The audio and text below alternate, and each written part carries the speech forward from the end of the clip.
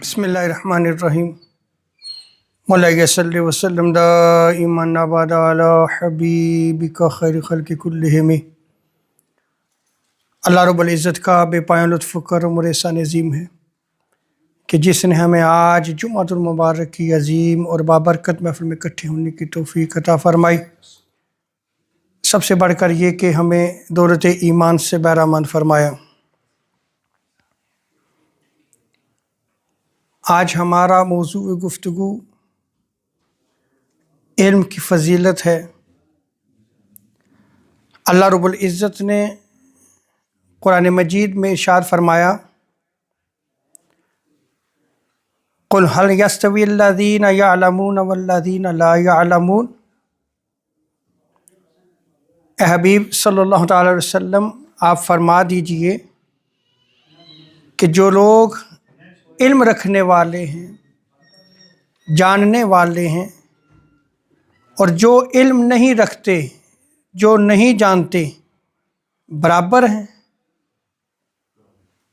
اس آیت کریمہ میں اللہ رب العزت نے بالکل واضح فرما دیا کہ جو علم رکھنے والے ہیں اور جو علم رکھنے والے نہیں، یہ برابر نہیں ہیں۔ یہاں یہ یاد رکھ لیں کہ علم مومن کے قلب یعنی دل میں ایک نور ہے۔ نور کو سمجھنے کے لیے آپ روشنی یا لائٹ کی ایگزامپل کو ذہن میں رکھیے گا۔ تو جب علم مومن کے دل میں ایک نور ہے تو یہ نور کہیں سے حاصل بھی تو کرتا ہوگا۔ مولا علی قاری علیہ رحمہ آپ فرماتے ہیں کہ وہ علم جو مومن کے دل میں نور ہے، جو کہ فانوس نبوت کے چراغ سے روشن ہوتا ہے۔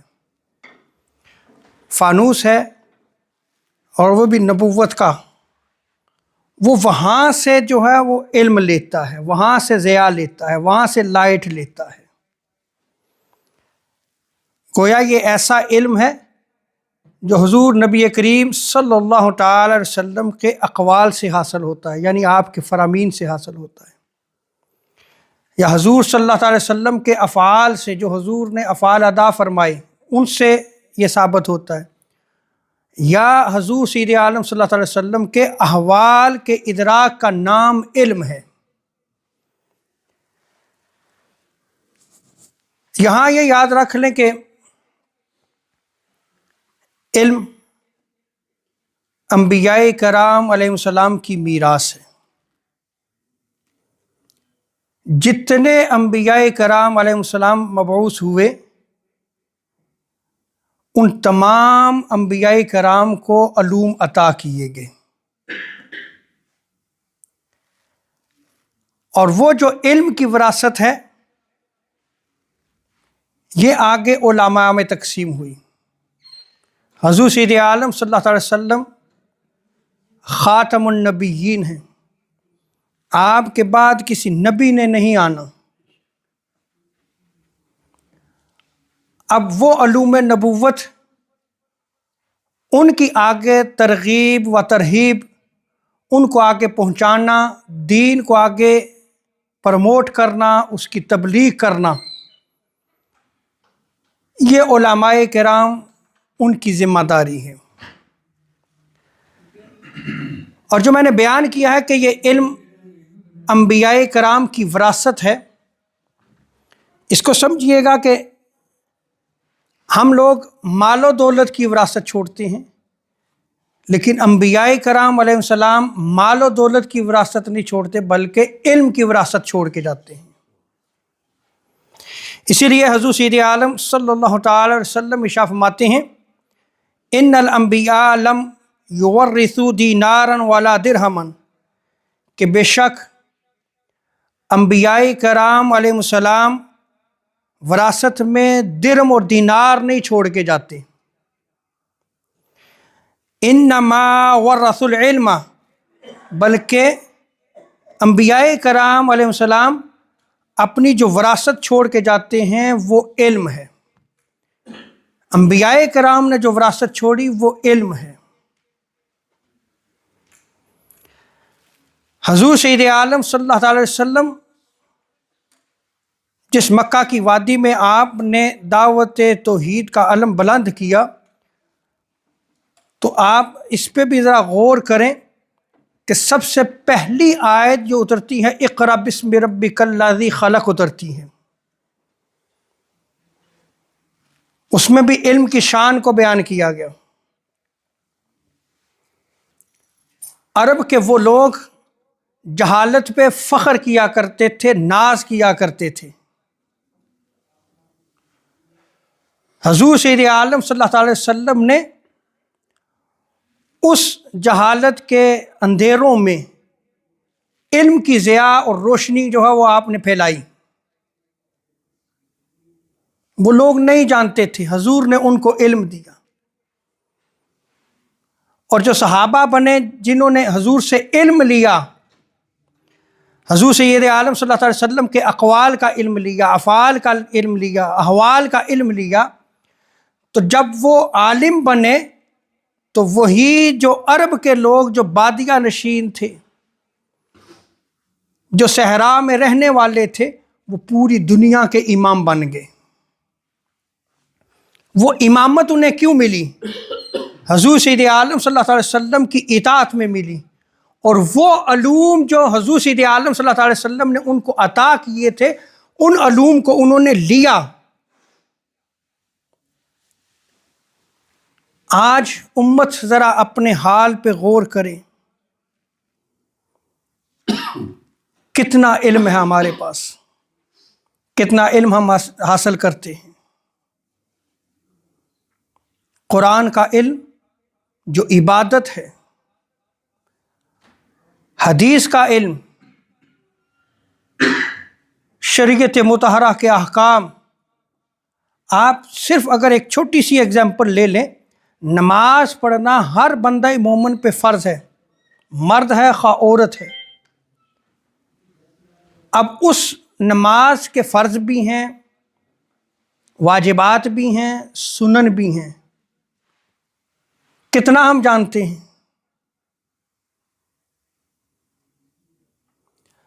دیگر امور کی طرف بھی آپ غور کر کے دیکھ لیں، کتنا نالج ہے ہمارے پاس، کتنا علم ہم رکھتے ہیں. تو جب سے امت نے علم کو چھوڑ دیا، دیگر قومیں آج مسلمانوں پہ حکمرانی کر رہی ہیں. آج وہی عرب ان اغیار قوموں کی باج گزاری کر رہا ہے، ان کے غلام بنے ہوئے ہیں. جب انہوں نے علوم کو چھوڑ دیا، وہی اپنی پرانی جہالت کی طرف چلے گئے کہ جس میں مال و دولت پہ فخر ہے. اور آپ ریسنٹلی اگر ٹرمپ کا دورہ اس کا وزٹ کریں، آپ سوشل میڈیا پہ جا کے، عرب امارات میں جو UAE میں جو اس کا ویلکم، جو استقبال ہوا، اس کو دیکھ لیں آپ. عورتوں نے پردہ اتارا ہوا ہے، بال ننگے ہیں، اور بالوں کے ساتھ جو ہے وہ گھما رہی ہیں اپنے سر کو، رو استقبال کیا جا رہا ہے. انا للہ و انا الیہ راجعون. حضور سید عالم صلی اللہ علیہ وسلم کے مزار انور پہ آپ حاضری دیں، آپ پیٹھ کیے، یعنی آپ جو ہے وہ مزار انور سے جب باہر نکلتے ہیں تو ظاہر بات ہے پیٹھ نہیں کرتے. آپ نہیں کریں گے تو لال رومال والے وہاں آپ کو بڑے نظر آئیں گے، وہ کہیں گے یہ بدعت ہے. وہی ٹرمپ بیٹھا ہوا ہے، اس کے استقبال کے لیے جو اشخاص جاتے ہیں وہ اس کی طرف پیٹھ نہیں کرتے. واپس جب وہ اس کو کوئی چیز دے کے واپس لوٹتے ہیں تو پیٹھ نہیں کرتے، اسی طرح واپس لوٹ رہے ہیں.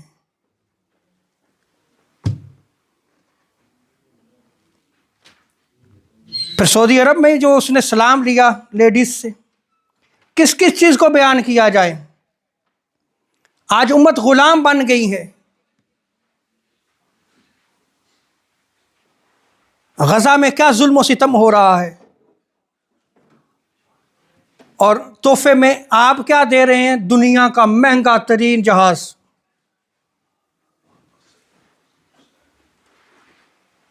وہ ہمیں لاشوں کا تحفہ دے رہے ہیں اور ہم انہیں کیا تحفے دے رہے ہیں؟ اس پہ صرف انا للہ و انا الیہ راجعون ہی پڑھ سکتے ہیں۔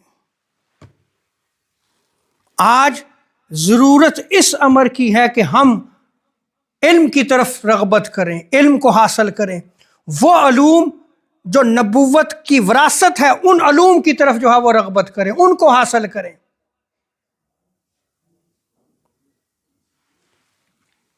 اور یہ بھی یاد رکھ لیں کہ علم اللہ رب العزت کی بہت بڑی نعمت ہے، اور یہ نعمت اللہ رب العزت اس کو عطا فرماتا ہے جس کے ساتھ اللہ رب العزت خیر اور بھلائی کا ارادہ فرما لیتا ہے۔ تو دیکھیں، علم بھی رب تعالیٰ اسے عطا کرتا ہے جسے خود وہ پہلے چنتا ہے، چناؤ کرتا ہے، یعنی اس بندہ مومن کے ساتھ وہ خیر اور بھلائی کا ارادہ کرتا ہے، پھر اس کو علم عطا کرتا ہے۔ جیسا کہ حضور سید عالم صلی اللہ علیہ وسلم ارشاد فرماتے ہیں کہ اللہ رب العزت جس شخص کے ساتھ خیر کا، بھلائی کا ارادہ فرماتا ہے اسے دین کی سمجھ عطا کرتا ہے۔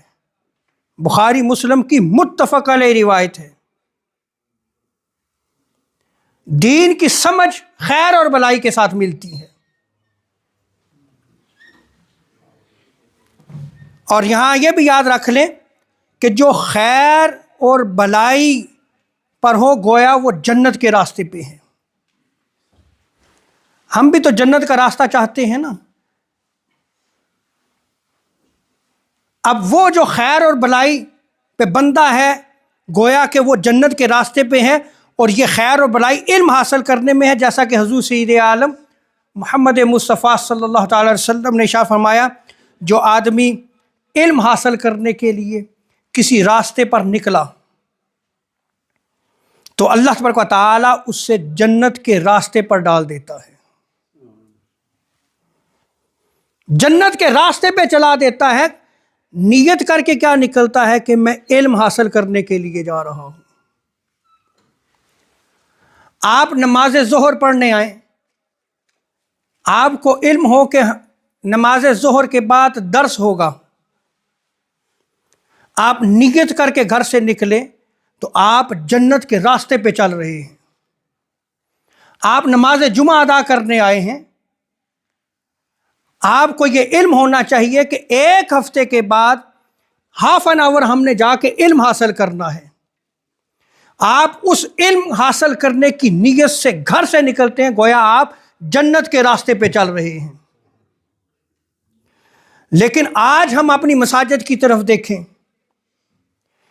امام خطبہ دینے کے لیے وہ تو ٹائم پہ موجود ہوگا، لیکن آگے سامعین سننے والے موجود نہیں ہوتے، 1 2 5 بس۔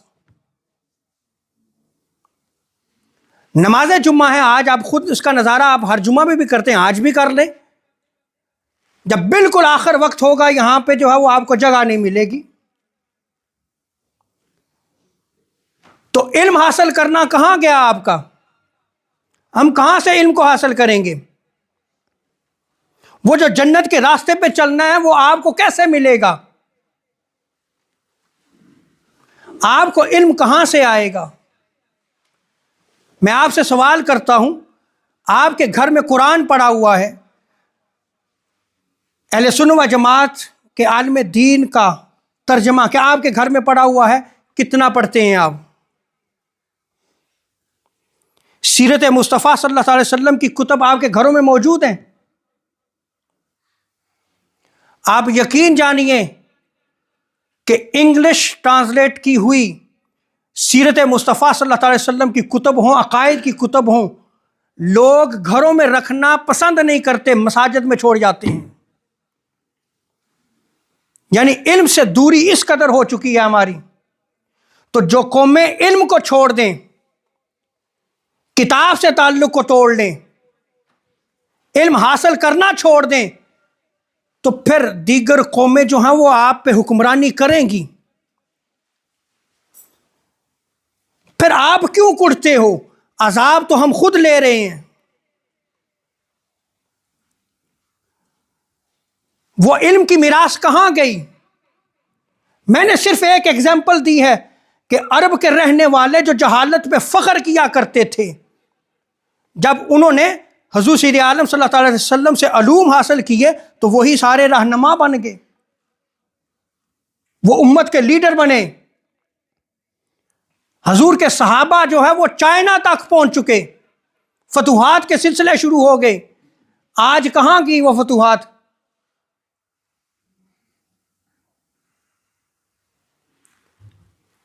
ہم نے علم کے راستے کو چھوڑ دیا.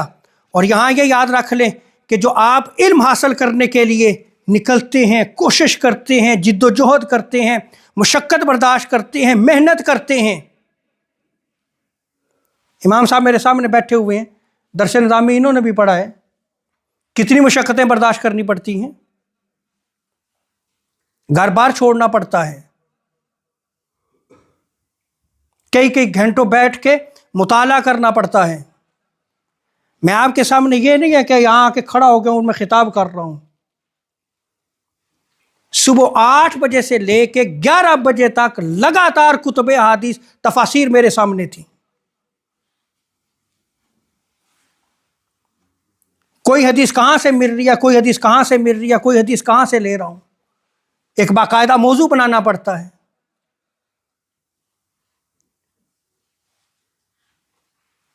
اب یہ محنت ہے، یہ مشقت ہے.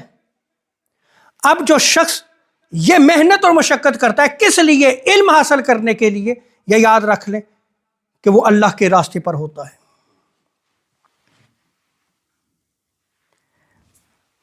سنن ترمذی میں اس روایت کو نقل کیا گیا، رسول کریم صلی اللہ تعالی وسلم نے ارشاد فرمایا کہ جو شخص علم حاصل کرنے کے لیے نکلا وہ واپس آنے تک اللہ تبارک و تعالیٰ کے راستے میں ہے. واپس آنے تک وہ اللہ تبارک و تعالیٰ کے راستے میں ہے.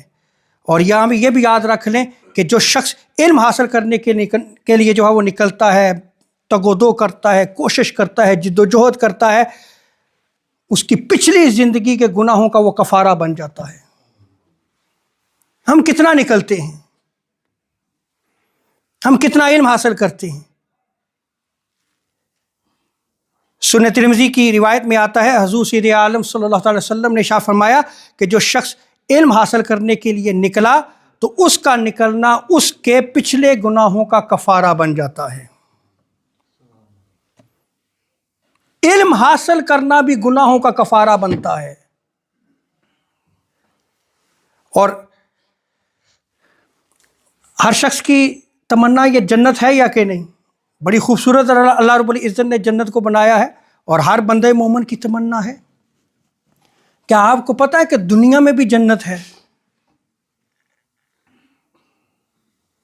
اور وہ جنت کے باغات ہیں، جنت بھی نہیں، جنت کے باغات ہیں.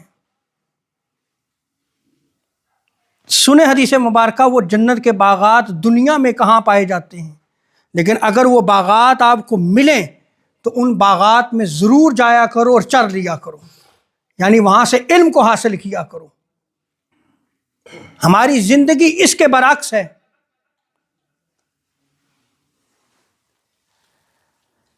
حضور سید عالم صلی اللہ علیہ وسلم فرماتے ہیں کہ جب تم جنت کے سرسبز و شاداب باغات کے پاس سے گزرو تو اس میں چر لیا کرو، یعنی ان سے فائدہ اٹھا لیا کرو، علم حاصل کر لیا کرو. صحابہ نے عرض کی یا رسول اللہ صلی اللہ علیہ وسلم وہ جنت کے باغات کہاں ہیں، وہ کیا ہیں؟ تو حضور سید عالم صلی اللہ علیہ وسلم فرمایا علم کی مجلس، یہ جنت کے باغات ہیں. آپ اس مجلس میں آج روز جمعہ بیٹھے ہوئے ہیں، یہ جنت کا باغ ہے. تو حضور نے کیا ارشاد فرمایا کہ جب تم جنت کے باغات کے قریب سے گزرو تو خوب چر لیا کرو. ہمارا حال یہ ہے کہ عالم دین خطاب کر رہا ہو، ہم آپس میں گفتگو بھی کرتے ہیں. ہمارا حال یہ ہو چکا ہے کہ عالم دین خطاب کر رہا ہو، ہم دیگر امور سر انجام دینے کی کوشش کرتے ہیں، ہم مشغول ہوتے ہیں. کیا ایسا ہے یا کہ نہیں؟ حضور سید عالم صلی اللہ علیہ وسلم جب خطاب فرمایا کرتے تھے تو صحابہ اکرام ہمتاً گوش ہو کے حضور سید عالم صلی اللہ علیہ وسلم کو سنا کرتے تھے اور ایسے علم حاصل کیا کرتے تھے، حضور کی بارگاہ میں گردنوں کو جھکا کر بیٹھے ہوئے ہیں جیسے کہ پرندے ان کے کندھوں پر بیٹھے ہوئے ہیں، کہ تھوڑی سی بھی حرکت و جنبش کی تو وہ پرندے اڑ جائیں گے. اس قدر ادب کے ساتھ وہ بیٹھ کے علم حاصل کیا کرتے تھے. اور آج بھی اگر کسی نے علم حاصل کرنا ہے تو علم کا ادب وہی ہے کہ جب آپ علماء کی مجلس میں بیٹھیں تو ادب کے ساتھ بیٹھ کے اس علم کو حاصل کریں. لیکن آج نہ یہ آداب رہے نہ علم حاصل کرنا رہا. اس پہ میں نے انشاءاللہ یہ میں موضوع جاری رکھوں گا. میں آج ایک خاص جو ہے وہ آپ کو میسج دینا چاہتا ہوں، اس لیے میں نے علم کا ٹاپک لیا ہے. لیکن آخری روایت، امام صاحب نے ایک مجھ سے سوال کیا تھا کہ بعض مرتبہ ایسا ہوتا ہے کہ ہمیں انتظامیہ کی طرف سے کچھ کاغذات پہ سگنیچر کرنے پڑتے ہیں اور کرنے پڑتے ہیں. اب میں اس کا جواب آپ کو اس حدیث مبارکہ میں دے رہا ہوں. حضور سید عالم صلی اللہ علیہ وسلم نے 1400 سال پہلے اس چیز کو بیان فرمایا.